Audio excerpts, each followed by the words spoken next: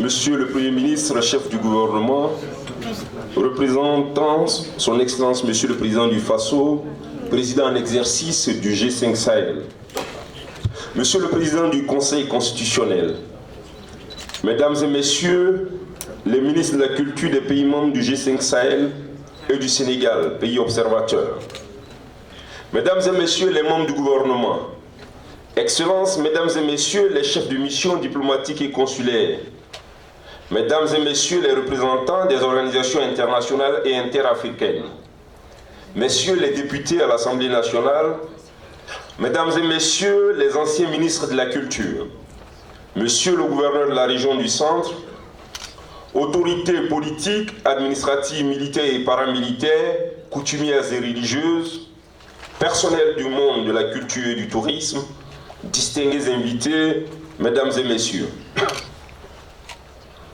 À l'entame de mon propos, je voudrais vous transmettre les salutations de son Excellence M. Roch-Marc Christian Kaboré, président du Faso, président du G5 Sahel, qui aurait bien voulu présider la présente cérémonie.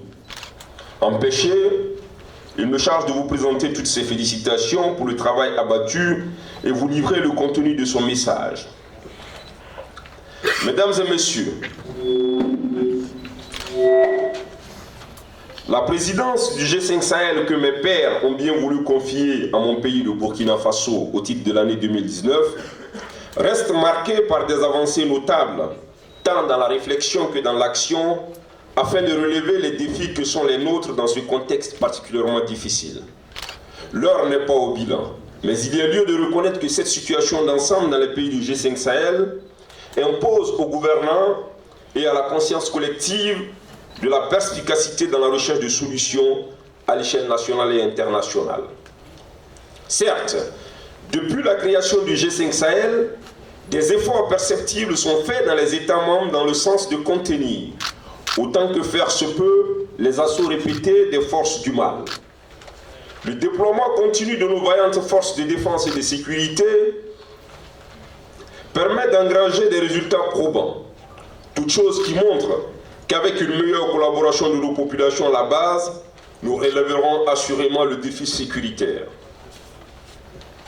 Mesdames et Messieurs, l'extrémisme violent est un mal pernicieux du XXIe siècle, autant que le fut le centenaire écoulé qui a connu des guerres et de grandes tragédies de l'humanité.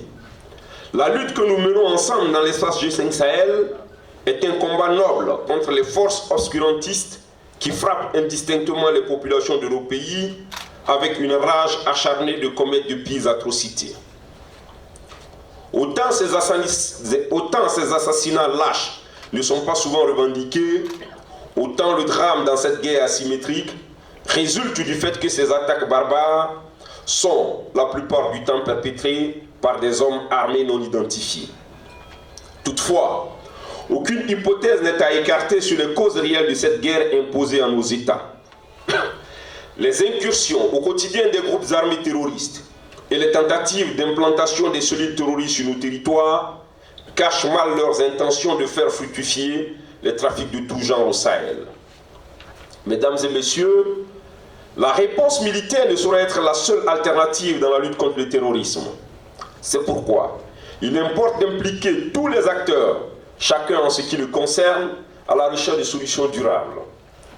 Il est établi que l'on peut dominer le cours des événements par la simple connaissance des lois socioculturelles, c'est-à-dire celles qui déterminent les conflits, comme aussi qui conditionnent l'homme et la conduite à la paix, et le conduit à la paix.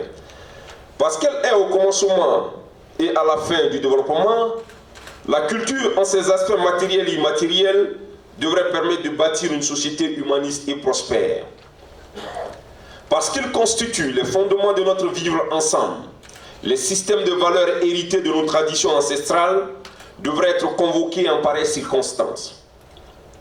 Parce que la diversité culturelle exige une interaction harmonieuse dans le pluralisme des identités, elle devrait favoriser l'intégration des peuples, l'inclusion, la paix et la cohésion sociale. Les instances du G5 Sahel ont pleinement conscience que les droits culturels sont partie intégrante des droits de l'homme tel que défini à l'article 27 de la Déclaration universelle des droits de l'homme. Nous constatons également quelques lenteurs dans la ratification de la Charte pour la renaissance culturelle africaine par les États membres, depuis son adoption par le 6e sommet de l'Union africaine en 2006 à Khartoum, au Soudan.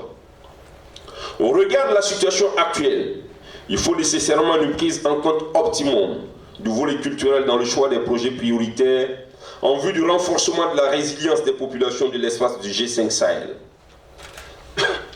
Cette ambition s'inscrit dans le cadre du programme d'investissement prioritaire en sus de la protection des ressources naturelles, du développement d'opportunités économiques et d'emplois pour les jeunes et les femmes. Mesdames et messieurs, les enjeux et les défis géoculturels de la crise sécuritaire deviennent aujourd'hui un axe majeur de la gouvernance de nos États. Le travail fait par le groupe des experts est à saluer. Des conclusions de leurs travaux, il ressort un ensemble de stratégies et d'actions opératoires qui nous permettront assurément d'avancer dans la conduite de la feuille de route proposée. Je puis vous assurer, Madame et Messieurs les ministres en charge de la culture des pays du G5 Sahel, que la déclaration de Ouagadougou trouvera une suite conséquente dans la prise en compte de la culture comme instrument de prévention et de lutte contre l'extrémisme violent dans notre espace commun.